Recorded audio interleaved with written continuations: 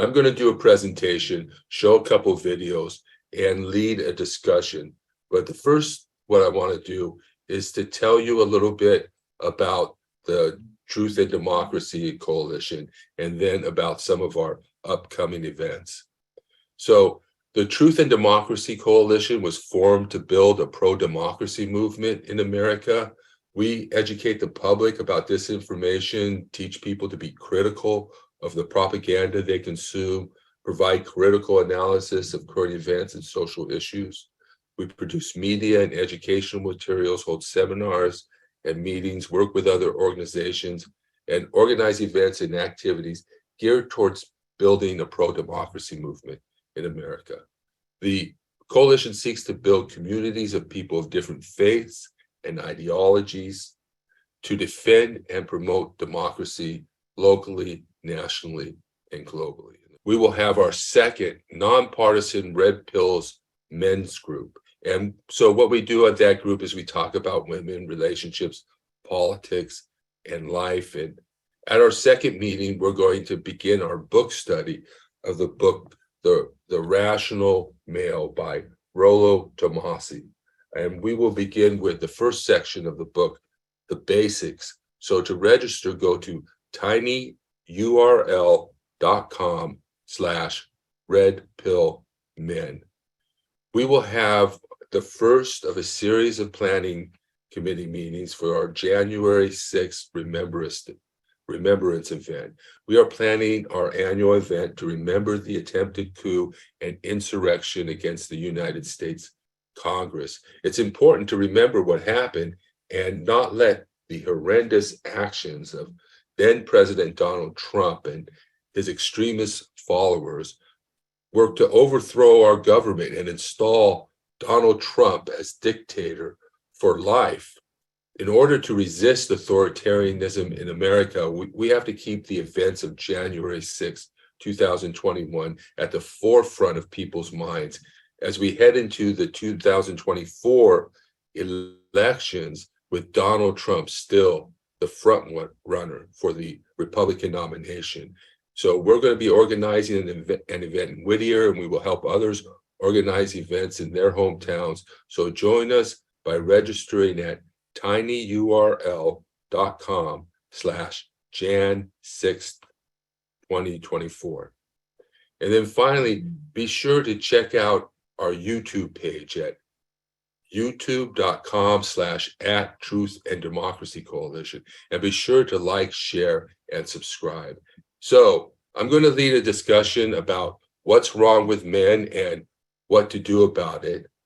As a survivor of severe sexual abuse, I'm going to tell my story, address the problems facing men today, and talk about what we need to do to help men. So in this type of discussion, it's difficult to draw a line on what one should and shouldn't say. And a number of the issues are difficult to talk about. I don't want to name names or identify people, and I'm certainly not telling you everything. I'm only going to talk about things that are relevant to our discussion about men's loneliness and despair. I will try to find the right balance, and I beg your patience with me and with one another as we grapple with this difficult subject. Okay. So basically, I want to show you another video here, and then we'll go ahead and go to our discussion portion of the presentation. Today is an awesome video. I came across some amazing data that tracks changes in sexual attitudes and sexual behavior over decades. This is a real treasure. This kind of data is extremely difficult to find. Anything that tracks trends over decades with any kind of consistency is very rare. Like, look at this graph. This goes all the way back to 1937, and that is amazing to actually have data tracked for over 80 years. What you're seeing here is the percentage of men and women who were in love with their first sexual partner. Men are in the green and women are in the orange. As you can see, men are pretty consistent. It doesn't really change much. It just sort of hovers around 50% through all the decades. Women, on the other hand, have changed a lot. You can see that there's been this steady decrease and fewer women have been in love with the man that they lost their virginity to. Back in the late 30s, over 80% of women were in love with their first sexual partner. But by the time you get to 2014, that number had halved to 40%. That is significant because this may be the first time,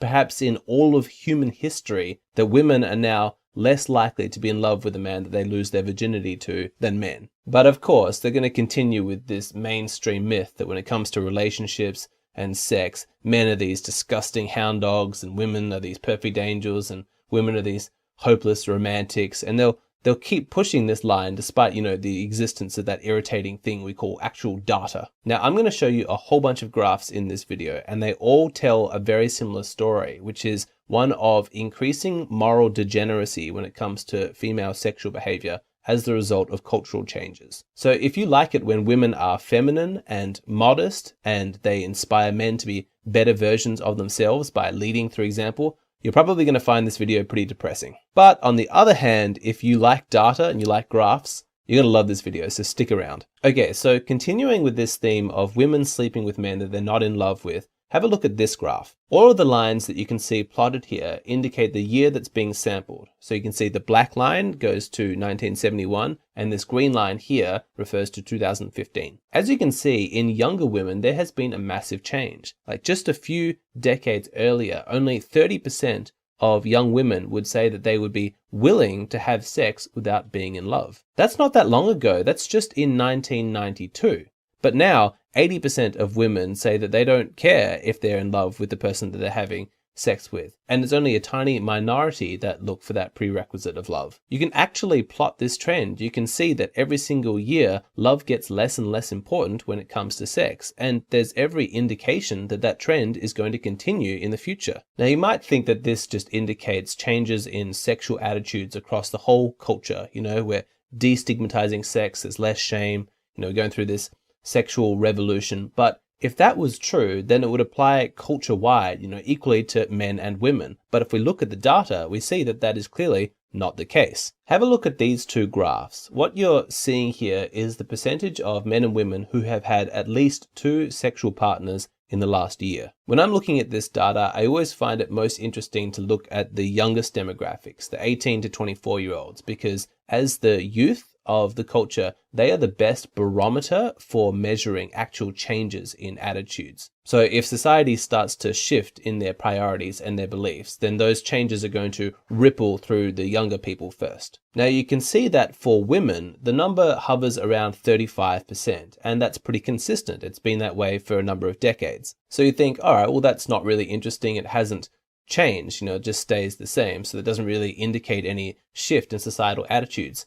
Except that it does when you realize that for men, there has been a massive shift. And then you start to ask, well, why hasn't there been a corresponding change when it comes to the data for women? So you see here, decades earlier, for men, the number was similar to women's. It hovered around 40%. But now, in 2015, it has halved and is less than 20% for men. That is an incredible statistic. It means that young women are twice as likely as young men to have had 2 sexual partners in the last year. Twice as likely. That is a huge discrepancy, and it reflects women's increased freedom to be able to indulge their hypergamy. At first glance, you think, well, this doesn't make sense. Why wouldn't the numbers be equal? For every woman that needs to have sex, there should be a corresponding man, so the numbers should be the same. But what you're seeing here is the societal trend for sexual access to be concentrated in the hands of fewer and fewer men. As women feel empowered to indulge their hypergamy, they only want to sleep with the top men, which means that those really high status individuals, those men who sit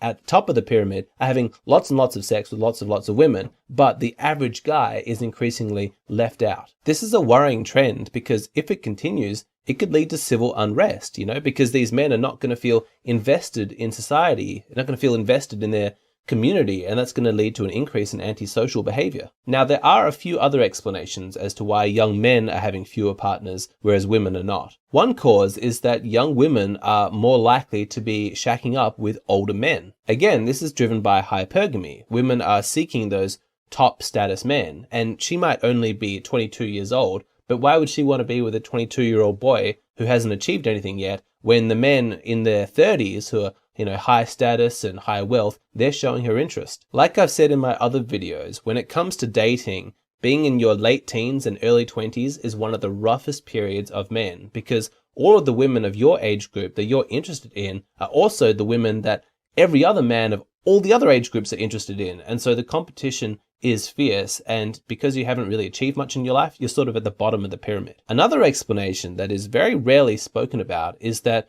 women are looking at other women as viable sexual options and just leaving men out of the equation altogether. Look at these two graphs. In this top one, you're looking at women who admit that their sexual attraction goes beyond just men. It used to be quite low, hovering at around 10% a few decades earlier, but if you see the figures for 2015, for young women, it has jumped up to 40%. That is a huge percentage of women who are explicitly bisexual, and there's every indication that that trend is going to continue. This bottom graph shows a similar trend. Back in 1992, only 5% of these young women had had a sexual experience with another woman, but come to 2015, that number has quadrupled to 20%. If you're an average guy in your early 20s and you want to have sex with a woman, it has never been harder. Competition has never been more intense. We are supposedly living in the age of sexual liberation, but for young men, it would be more accurately called the age of sexual frustration. Like, look at these two graphs. You can see here that in 2015, the median number of sexual partners for women aged 18 to 24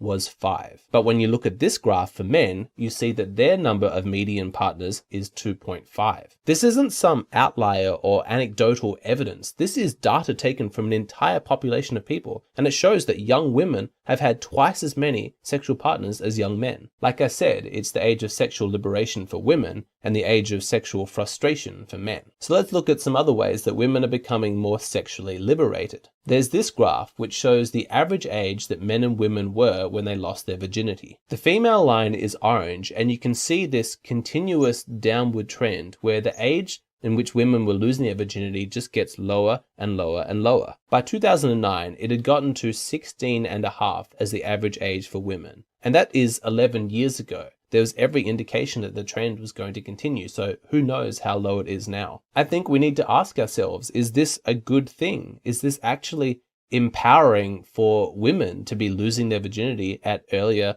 and earlier ages? And remember, if age 16 is the average, that means that there are many women who lose their virginity much earlier. Like, for every girl who loses her virginity at age 19, there is another girl who loses her virginity at age 13. I don't know, I might be alone here, but I think that this trend is worrying. This is another interesting graph. This shows changes in attitudes for what sexual acts women feel are perverse. The green lines are their opinions in 2007, and the orange lines are their opinions in 2015. As you can see, everything across the board is less stigmatized now than it was 8 years ago. Sadomasochism, down from 75% to 58%. Group sex, down from 64% to 49%. Porn, from 25% to 16%. Just look at that entire trend, how much stigma has decreased in a short period, just 8 years. And I don't think I'm being a sexual prude here, but I have to imagine that it's not fantastic news for all the fathers out there that their daughters are now growing up in a society where there's less stigma around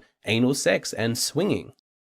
But I want to say this, that feminism has made men into better people.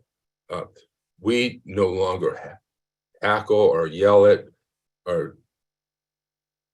women. We allow them to be our bosses, to judge us.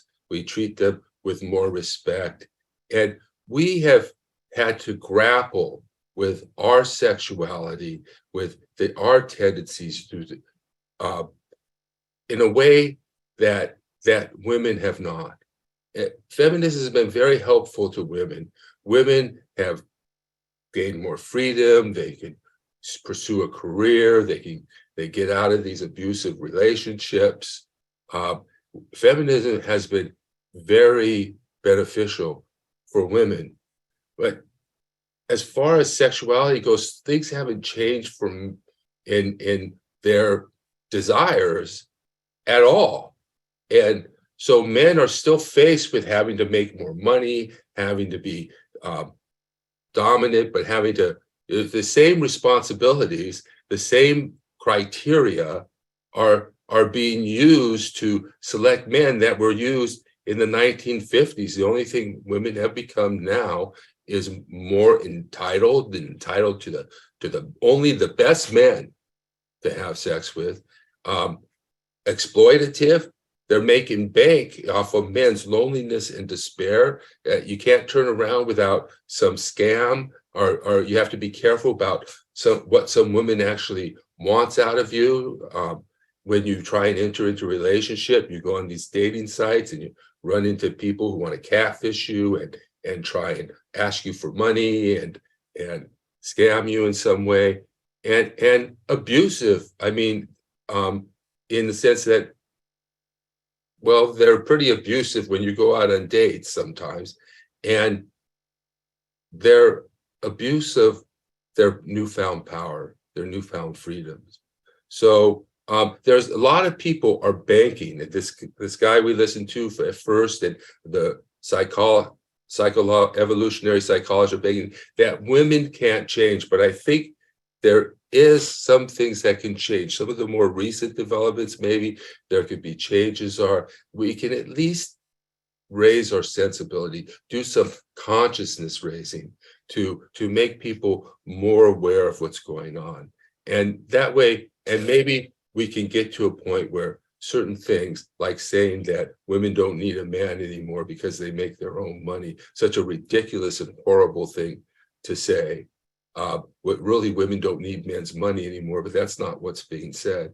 You know, our attacks on men as being the perpetrators of much of the sexual immorality in the world. So there's a lot of things that we can do, and there can be some change. How much? I don't know. Are women incentivized to change? Maybe not. But I think that we can make some changes, and we can certainly try to help men, and that's what I've been trying to do. So I want to take some questions. So Jeffrey, why don't you, if you want, turn on your camera, and then go ahead and tell us your story here. Thank you. I know since high school that people tease me about my feelings, saying I'd like to be a girlfriend, and then next thing, they just say, "Gotcha," you know, that kind of.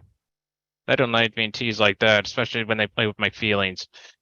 And yes, I was almost catfished one time through Instagram, but luckily they told me.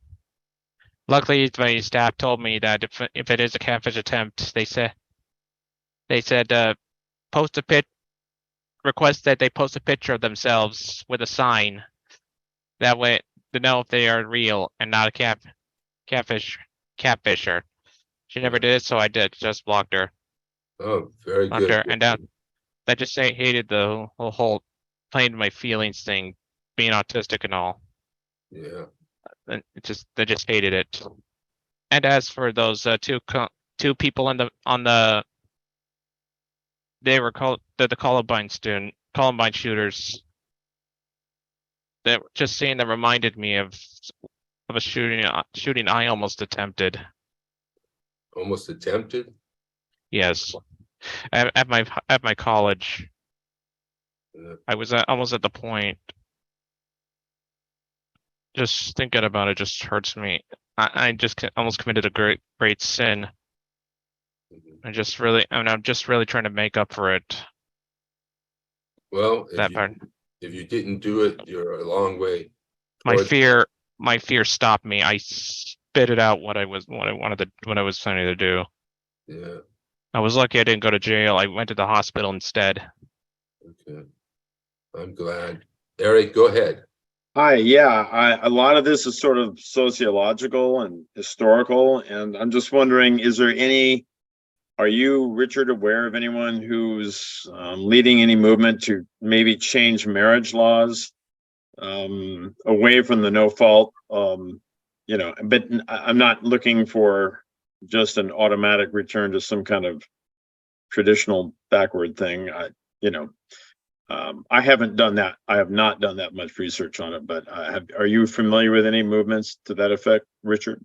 I'm not. We are doing our red pill men's group. At some point, we may do some advocacy for certain things like that, but right now we're not near that. One thing I want to say about that monogamy, I mean, when women, we often think that, women were, I don't know if I said this, that women were oppressed, that they were chattel, and they were forced into these polygamous marriages because they had no other choice, and that's a part of women's oppression. And monogamy was really created to create more even access for men, so that men could have a wife and have a woman. That's what monogamy was created for. And when we look at it now, we really have to come to realize and see that polygamy, some type of polygamous relationship, is really, it's women's natural state.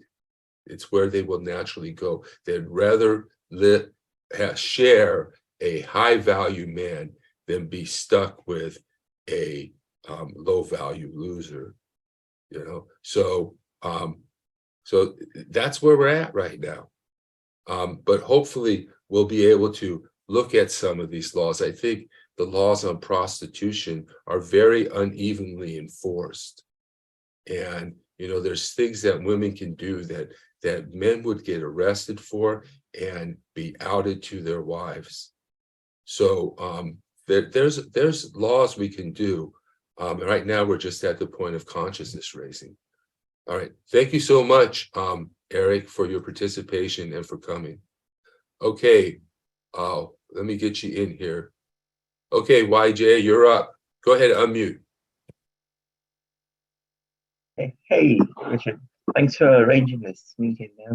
So, I know this is focused on men, but as a trans person, I feel your arguments are also ignoring a lot of the trans movement and what the potential for that would be for fixing these problems, rather than trying to go back to what it was in the old days.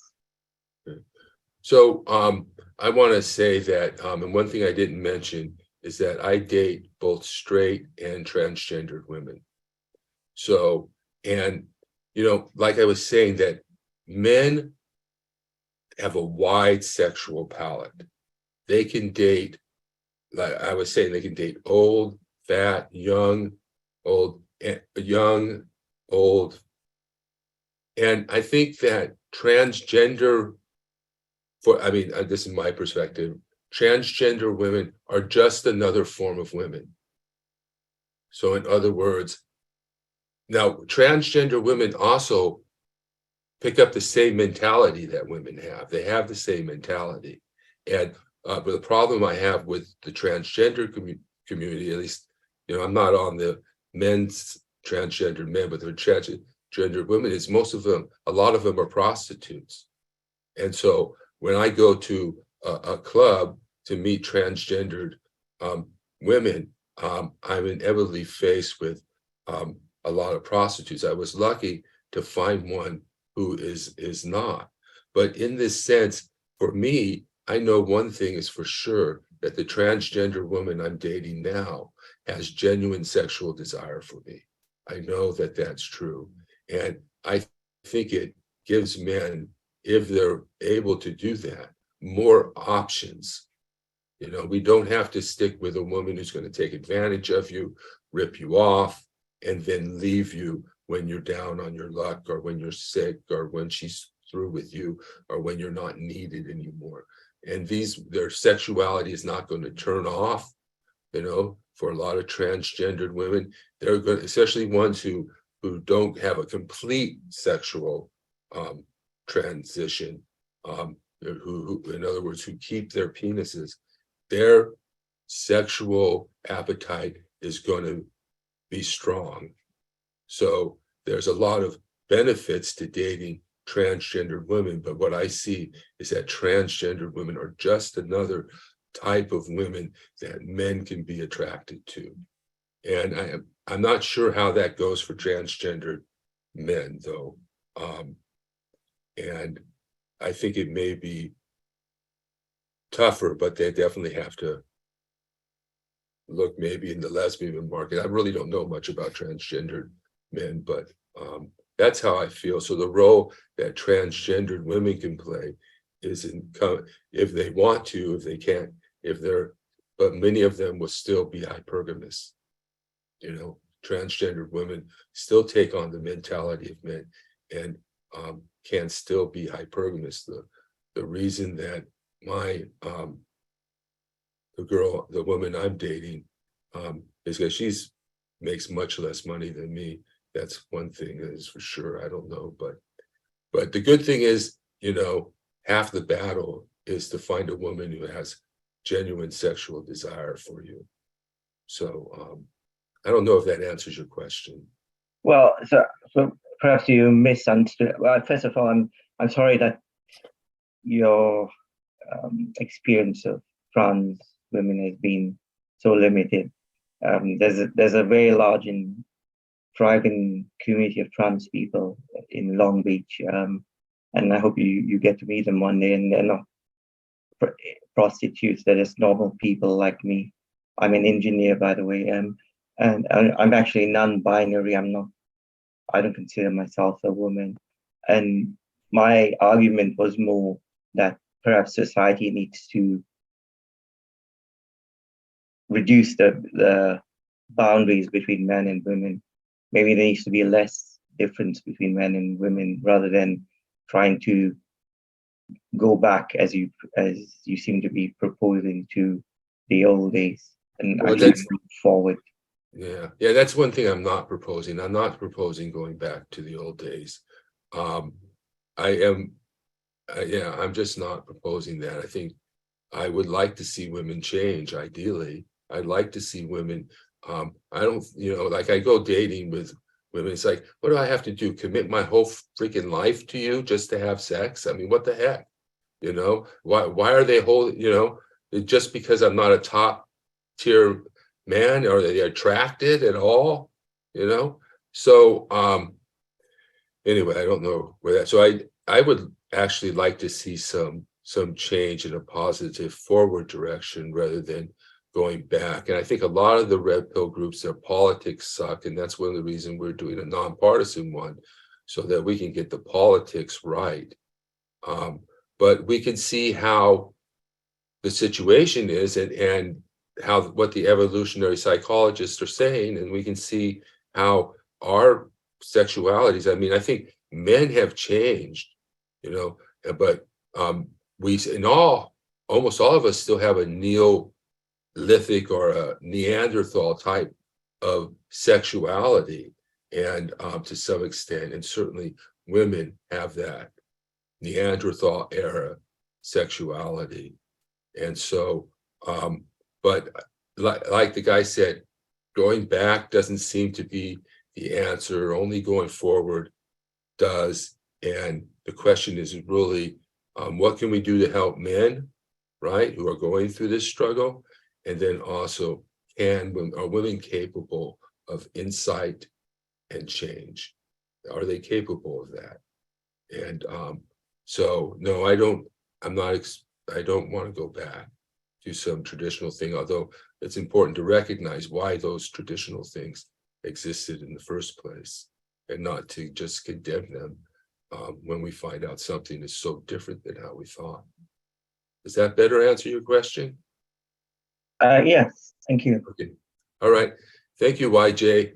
Is your democracy flaccid? Then you might be one of the 330 million Americans suffering from electile dysfunction. I get all excited about a new bill. Right when we're about to achieve a joint resolution. Premature capitulation.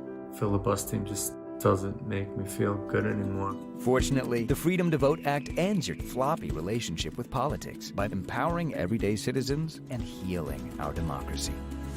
Talk to your senator about the Freedom to Vote Act and demand more satisfying elections.